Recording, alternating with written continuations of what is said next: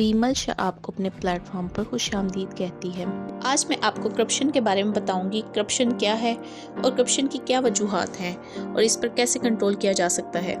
دوستو، بدعنوانی کو بین الاقوامی طور پر انگریزی زبان کا لفظ کرپشن ہی بولا جاتا ہے۔ کرپشن ذاتی مفاد کے لیے اپنے اختیارات سے ناجائز فائدہ اٹھانے کا نام ہے۔ دنیا کے ہر دور میں بیشتر ممالک میں اس کا وجود رہا ہے۔ سیاسی اداروں کے علاوہ حکومتوں کے سربراہوں سے لے کر معمولی درجے کے ملازم بھی اس میں ملوث پائے جاتے ہیں۔ پرائیویٹ اداروں اور نیم سرکاری مالیاتی اداروں میں بھی کرپشن پائی جاتی ہے۔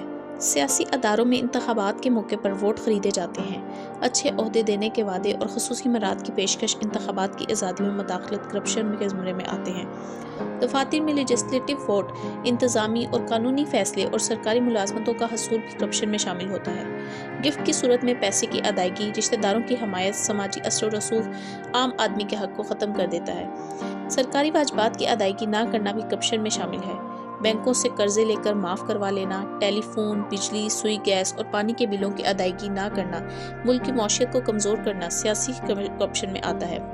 کرپشن ناقابل علاج بیماری کی طرح انسانیت سے چمٹ گئی ہے۔ اس برائی کے پھیلاؤ کو روکنے کے لیے دنیا کے دانشوروں نے اپنی توانائیاں وقف کیں۔ کرپشن کی مختلف وجوہات ہیں۔ کرپشن کی حقیقی وجہ ہر ذریعے سے امیر بننے کی ہے۔ یہ ذریعہ رشوت کی صورت میں ہو، غبن کا طریقہ ہو، فراڈ کی چالاکی ہو، دھوکہ دہی کی واردات ہو، اختیارات کا ناجائز استعمال ہو یا کسی ادارے میں معمولی سے معمولی کام کروانے کی درخواست ہو۔ کرپشن ان سب معاملات میں شامل رہتی ہے۔ ایک آزاد معاشرے میں سرمایہ داری سے معقول معاوضہ دیر سے یا منافع میں متواتر ملتا رہتا ہے۔ رشوت لینے سے بڑی رقم حاصل ہو جاتی ہے اور سرمایہ کاری بھی نہیں کرنا پڑتی۔ چند سال پہلے محکمہ پولیس اور PWD رشوت لینے میں بدنام تھے۔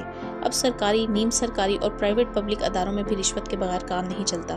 یہاں تک کہ ریل گاڑی میں سیٹ ریزرو کروانے کے لیے بھی رشوت دینا پڑتی ہے، ورنہ کہہ دیا جاتا ہے کہ 20 دن بعد کی سیٹ میسر ہے۔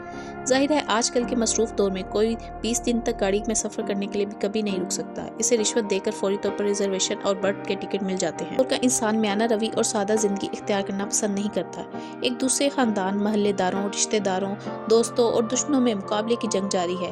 ایک دوسرے کو نیچا دکھانے یا کم از کم برابر ہونے کے لیے ہر جائز و ناجائز طریقے استعمال کر رہے ہیں۔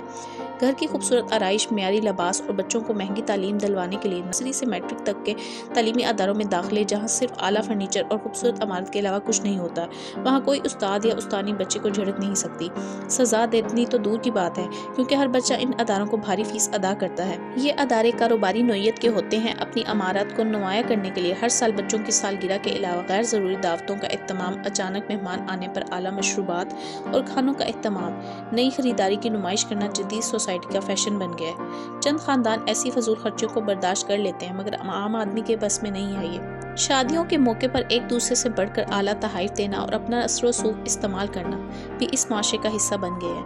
بڑے شہروں کے اعلیٰ خوبصورت علاقوں میں ایک کار رکھنے والی فیملی کو معمولی حیثیت دی جاتی ہے۔ حکومت کی مشینری میں کام برائے نام رہ گیا ہے، جس سے ترقی کے راستے ختم ہو رہے ہیں۔ ہر فرد ذاتی مفاد کے لیے کوششوں میں مصروف ہے، ملک کی بہتری کا کسی کو خیال نہیں۔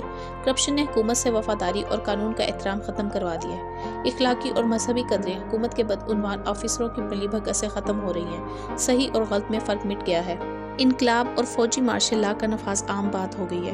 تاریخ کا طالب علم اس بات سے باخبر ہے کہ کرپشن کی بدولت قومیں برباد ہو گئیں۔ رومن امپائر کی تباہی میں صرف 2% لوگ ایماندار رہ گئے تھے۔ ناجائز طریقوں سے دولت حاصل کر کے عیش و آرام کی زندگی بسر کرنے میں سکون اور اطمینان قلب میسر نہیں ہوتا۔ ایسی دولت اکٹھی کرنے والوں کے چہروں سے حیا اور رونق مٹ جاتی ہے۔ وہ اکثر گھبرائے رہتے ہیں اور کئی بیماریوں میں مبتلا ہوتے ہیں اور زیادہ تر دل کی بیماریوں کا شکار ہوتے ہیں۔ عزت، احترام اور اطمینان قلب عالیشان کوٹھیوں، لمبی لمبی کاروں، دولت کے انباروں میں نہیں ملتا، نہ ہی خوبصورت لباس میں پایا جاتا ہے۔ یہ تو فرائض اور ذمہ داریوں کو ایمانداری سے ادا کرنے کے بعد ملتا ہے۔ مذہب سے دوری اور یاد الہی سے غفلت بھی کرپشن کی وجوہات میں سے ہے۔ ریمل شاہ اپنے ادارے اور چینل کی طرف سے آپ کا شکریہ ادا کرتی ہے۔ دنیا کی مختلف قوموں اور ملکوں، سیاست اور تمدن، مزید معلومات کے لیے میرے ساتھ جڑے رہیں۔